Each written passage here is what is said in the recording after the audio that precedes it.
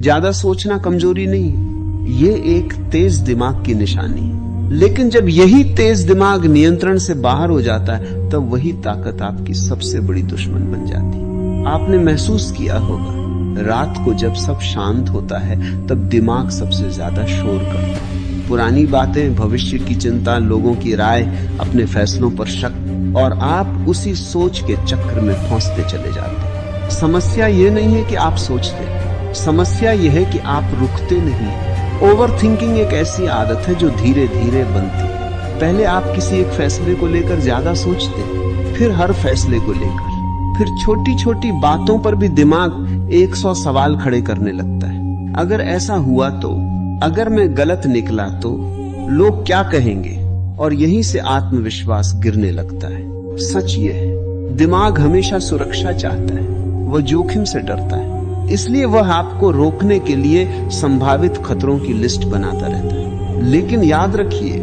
जिंदगी सुरक्षित खेलने वालों को नहीं, जोखिम उठाने वालों को इनाम देती है। ज्यादा सोचने वाला इंसान अक्सर शुरुआत नहीं कर पाता। वो परफेक्ट समय का इंतजार करता है, परफेक्ट योजना बनाता है, परफेक्ट परिस्थिति चाहता है, और इसी परफेक्ट के चक्कर में जीवन निकल जाता है। समझिए, परफेक्ट कुछ नहीं होता।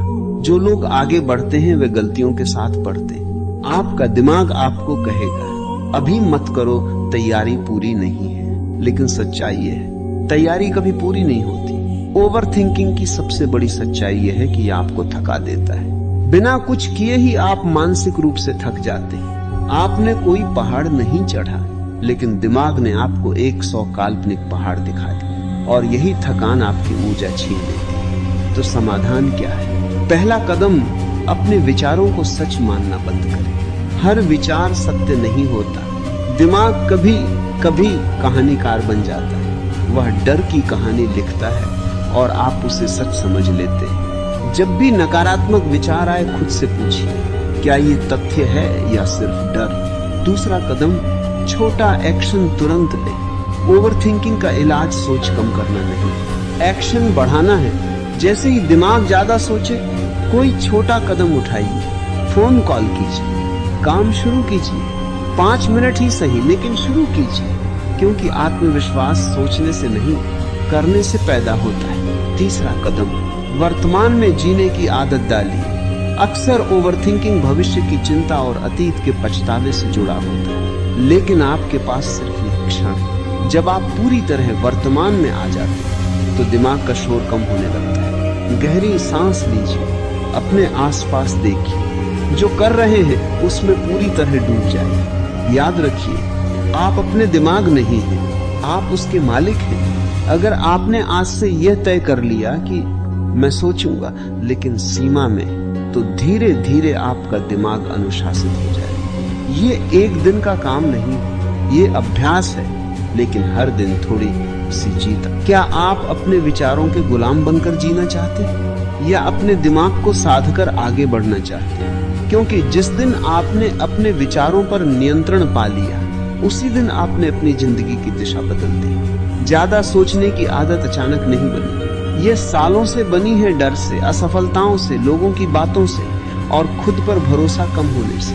लेकिन अच्छी खबर यह है, जिस आदत को बनाया गया है उसे तोड़ा भी जा सकता है। सबसे पहले एक सच्चाई समझो, ओवर थिंकिंग समस्या नहीं है, अनकंट्रोल दिमाग समस्या है। दिमाग का काम सोचना है, लेकिन जब वही दिमाग बार बार एक ही बात को घुमाता रहता है, तो वह सोच नहीं, मानसिक जाल बन जाता है। पहली गहरी तकनीक, 5 मिनट का नियम। जब भी दिमाग किसी बात पर अटक जाए, खुद से कहो, मैं इस बारे में सिर्फ 5 मिनट सोचूंगा, बस 5 मिनट। उसके बाद फैसला, या तो एक्शन या छोड़ देना। दिमाग को टाइम लिमिट दो, क्योंकि बिना सीमा के सोच अनंत हो जाती है। दूसरी तकनीक, शरीर को चलाओ, दिमाग शांत होगा।